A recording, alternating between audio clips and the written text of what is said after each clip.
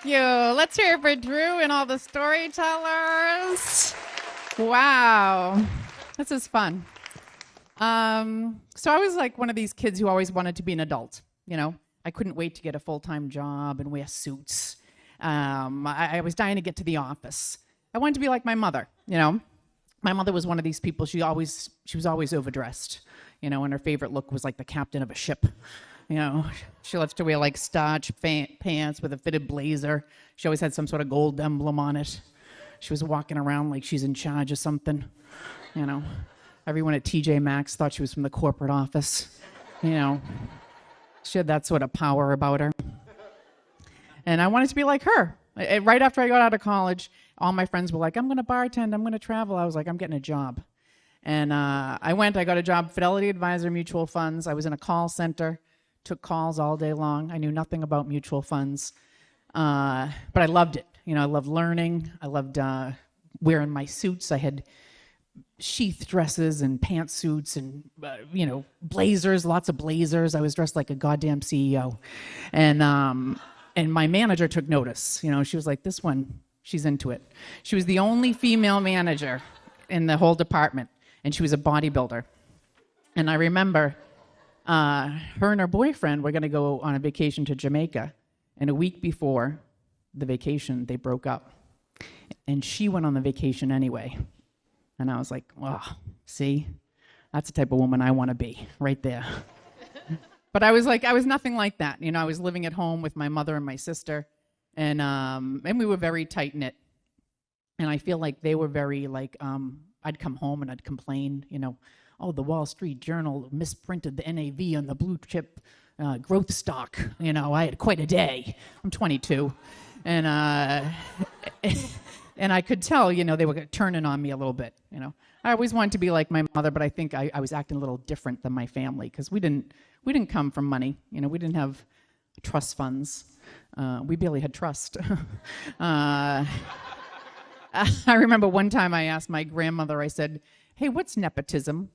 And she said, oh, I think it's like gout. No, okay. We don't even know what goes on. The vocabulary that goes around being wealthy. But anyways, I liked my job. I was into it. And 6 months in, my manager put me up for a promotion. She said she wanted me to be a supervisor. So I had to get my Series 6, my 63. I had to get these licenses so I could do like mutual fund trades. And I was really feeling it. I was like, you know what? I think it's time for me and my new clothes to get a place of my own. And at Fidelity, they had a bulletin board where people would look for roommates or, apartments would be up there. And there was an apartment up there in South Boston, 1 bedroom. And the girl who was offering it, the woman, was friends with my boss. And I had bad credit, whatever. So I said to my boss, hey, can you put in a good word for me? Sure. Woman's name was Jane. And I go to meet Jane in South Boston. And Jane's from China. And she doesn't live in this building, she just owns it. And I was like, whoa, here I am, 6 months out of college having one-on-one conversations with real estate tycoons. I felt like things are moving a little too fast for me at this point. Anyway, a beautiful apartment. Black and white tiled floor, eat-in kitchen. To the left was like a bathroom and a closet. To the right was a sunken living room / bedroom. And in the back was a big yard, overgrown, trash, cats. But I was like, project. Take the apartment. My mother was not happy. She was like, I don't think you should live alone. You shouldn't rent from people you don't know. She had all these things about it. But I was like, I didn't care. And I was loving it. I had like a pseudo boyfriend. I was having sex. I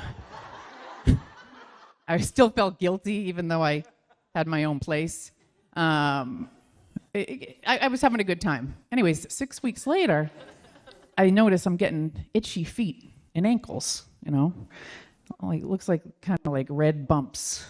And I'm like 23 and I'm thinking, at this point I think everything is sexually transmitted.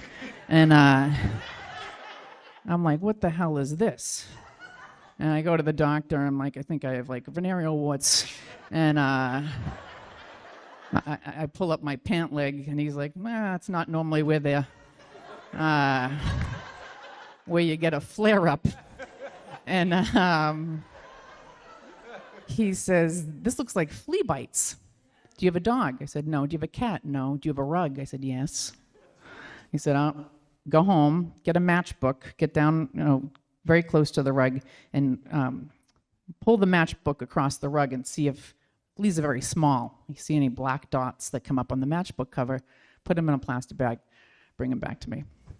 I do that, I bring them back to him. He's like, you have fleas. I'm like, you gotta be fucking kidding me. So now I'm like, okay, I don't wanna tell my mother. I certainly don't want to tell my boyfriend. I don't want that to go down the tubes.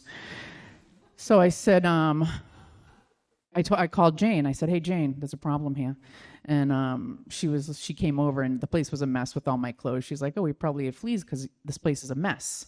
I'm like, hey, listen, clothes on the floor don't give you fleas. So I always do some research. I go upstairs. Natalie, this girl from the Midwest, used to sit on the stoop smoking cigarettes.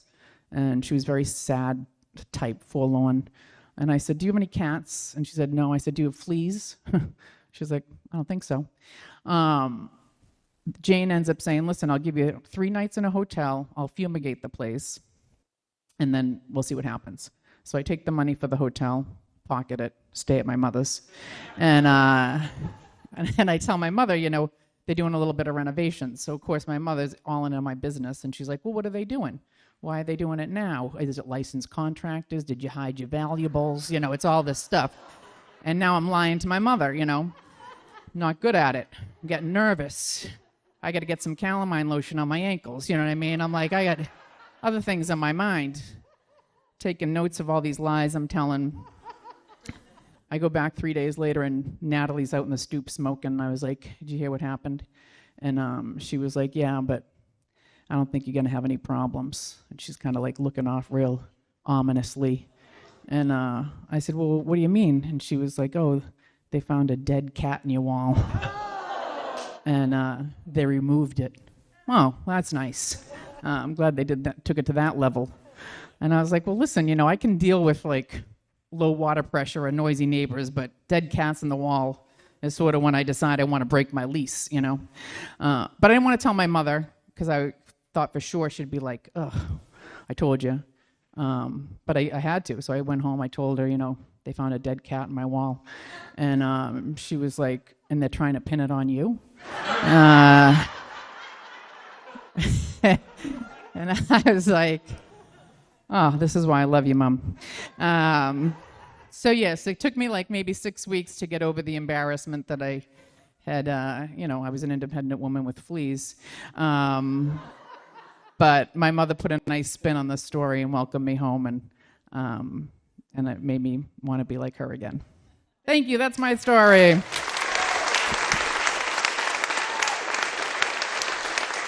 Kendra Cunningham, everyone.